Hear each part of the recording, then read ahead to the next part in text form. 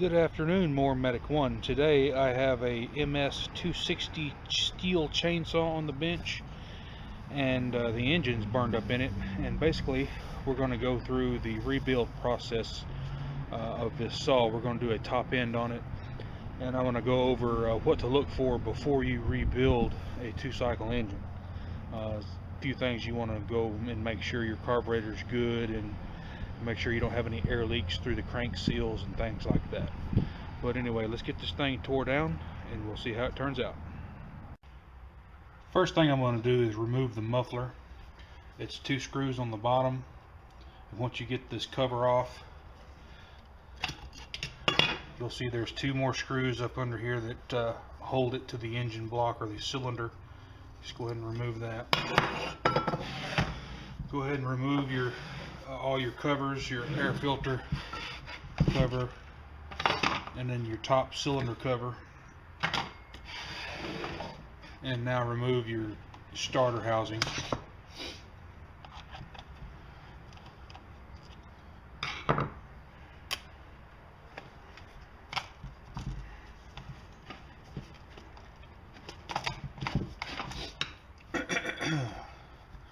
Hope everyone had a good New Year's and a good Christmas. I'm going to do this in about 3 parts.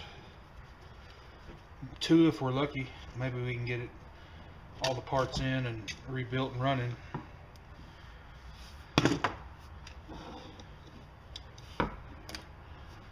Go ahead and remove your flywheel. It's held on by just a 13mm nut. Go ahead and remove your ignition module, which I've already done. I've kind of staged this just a little bit if you hadn't noticed already. But your module screws are right here. Just go ahead and take your module out and undo it from the cylinder.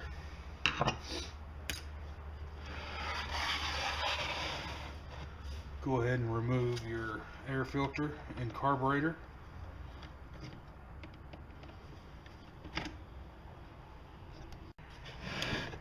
What you want to look for before you rebuild one of these, you want to find out, why did this engine fail?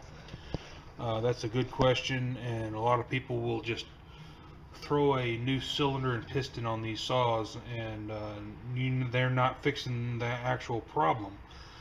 A lot of times you have an air leak at a seal here or on the other side where the clutch is also a seal,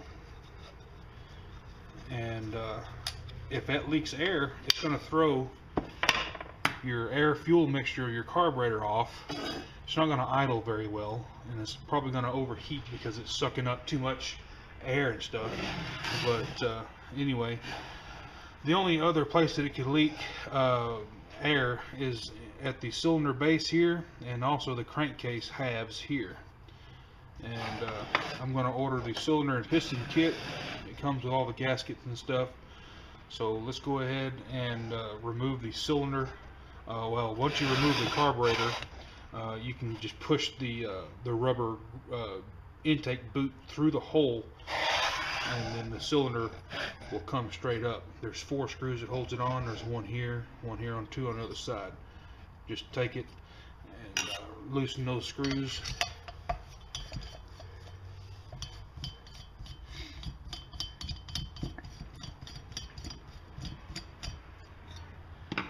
Should be able to lift the cylinder up and out. Get the cylinder up off of there, and you should be able to look at the piston now. There's a C-clip on both sides, and just push the wrist pin through. There's the caged needle roller bearing, and right here, so the needles won't fall out because they're caged. But just push the pin out.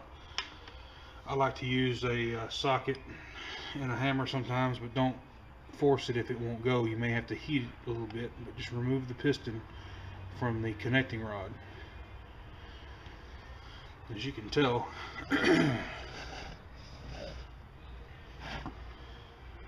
that piston is toast, and as you can see, the other side looks okay. The oil grooves are washed out of it, but it's still feels lubricated. It's got oil on it. This is the exhaust side of the piston, and the actual, some of the ridge of the piston, the material has been eaten away. One of two things can cause this: detonation from too much air to fuel ratio, the carburetor misadjusted, clogged up fuel filter, like I said, leaking seals and stuff like that. But what you want to do is, anytime I do a top end job, it either gets a new carburetor or I rebuild the carburetor depending on the cost of the carburetor. Sometimes you can rebuild one and make it work okay, but the cost of some of these carburetors nowadays, you can just replace the carburetor cheaper. You want to inspect your crank pin bearing here. It's okay to have a little slot back and forth, but actual up and down axial play, you don't want any. So this is good. The piston, the crankshaft and the connecting rod look okay. It's light cocoa brown down in here, which is normal on most saws. Get it all cleaned up real good, and get your gas tank flushed out and all that good stuff. And basically it's time to go back together with it. Once I get parts in, we'll see how it turns out, and we'll get this thing running. We're going to start the rebuild process on this 026 that I'm working on.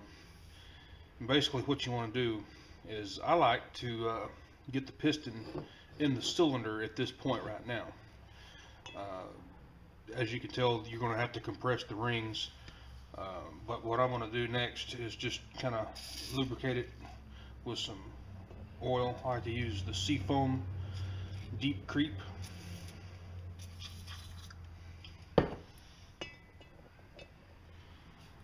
And what you want to do now, this piston will go one of two ways. You've got piston stop pins in the piston here, and they're about 30 degrees from one another. So one here and one here. Well, you don't want those towards the exhaust port, so you're going to put your piston with those pins towards the intake, like that. Take you a screwdriver and very, very carefully start these piston rings down in there.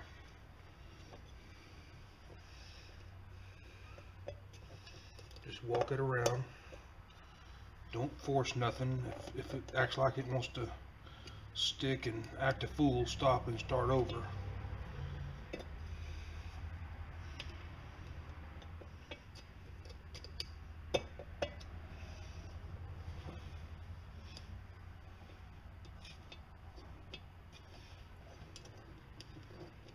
Got a little bit right there. Okay, there's one ring. Just go ahead and start walking the next one around. Keep downward pressure on the piston just a little bit, because whenever you push this ring into the groove, it will help hold the ring in place. And there it is. Now, what you want to do is try not to turn this piston inside here. You can do it a little bit, but what's going to happen if you turn it, that piston ring will probably catch one of the grooves or one of the transfer ports or the exhaust port, and you could possibly break one of the rings. So keep, piston twist going like this to a minimum, but just go ahead and pull the piston out just to where it barely clears the first or the last ring on here, and we'll get this thing. Should look like that. What I want you to do next is go ahead and install one of the keepers, preferably the one that's opposite of the way you're going to be working on this thing, like this. So whenever you get ready to put the connecting rod on, excuse me, all you have to do is put the wrist pin and then the other keeper. What I want to do next is just go ahead and install the cylinder gasket, because it's got to go on. And to help hold this in place, you can use a little bit of RTV. It's not going to hurt it.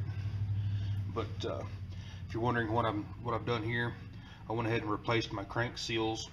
And what I do around the seal, where it actually taps into the crankcase, the seal is made of metal, and you just tap it into the aluminum. I like to put just a smear of Durco, which is put out by, it's not made by STIHL, but it's Durco sealant that they use to seal some of the saws, crankcases on some of the older model saws that are modular. But just take you a little bit and just smear around it just to seal that up there. And we'll go ahead and get this piston and this cylinder down on here. Go ahead and use your block that you made.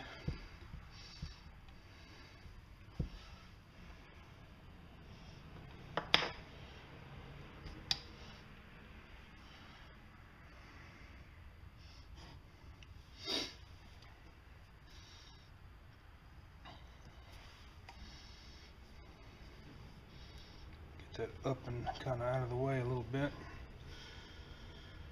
and I'm going to locate the wrist pin.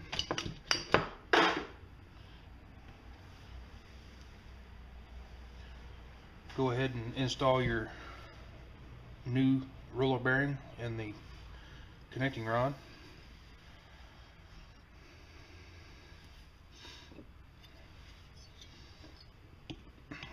And then go ahead, slide your piston pin through, wrist pin rather.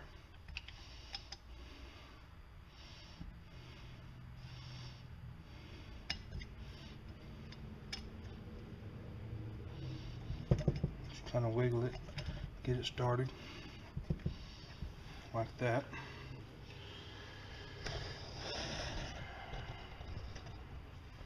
Go ahead and push it all the way in,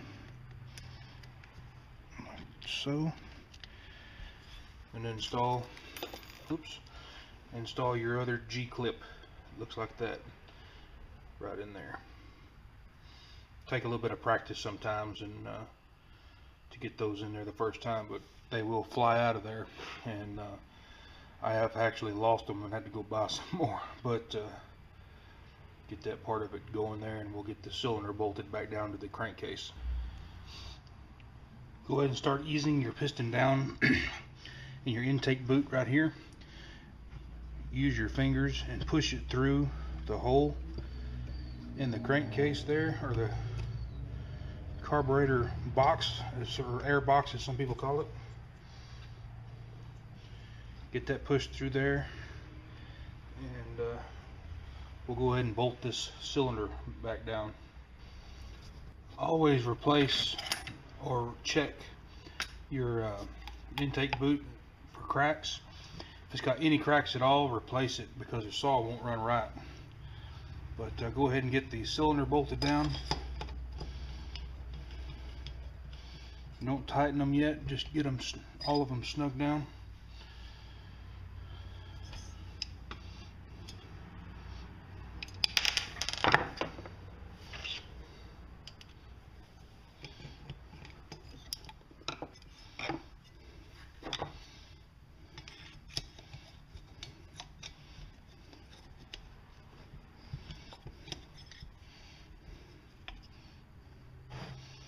This was the hardest one to do right here. Just no room in there. There we go. Okay. But anyway, get these snug down, and I'm sure there's a torque spec on that, but just hand tight will be suffice. Go ahead and reinstall your flywheel.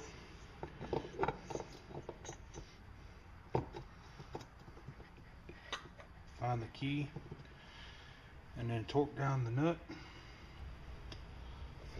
Go ahead and get your ignition coil mounted back on there and bolt the starter back on.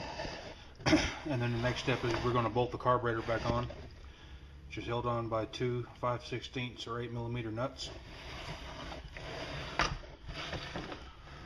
Let's go ahead and then bolt the muffler on. Once you get the carburetor bolted back on, you'll be able to pretty much ready to crank it. I like to run my fuel mixture a little bit rich, say 40-1 for the first tank of gas. And if you're able to, I would run the carburetor just a little bit rich too to help break this thing in. If your carburetor is non-adjustable, there's pretty much nothing you can do about adjusting the carburetor. What you don't want to do is you don't want to rev it up real fast right out of the box. You want to be able to just, you want to goose the throttle and let it idle for a while. And don't really want to cut wood with it for the first tank of fuel. But let's see if we can get it cranked up. I'm going to pull the saw out of view just a second.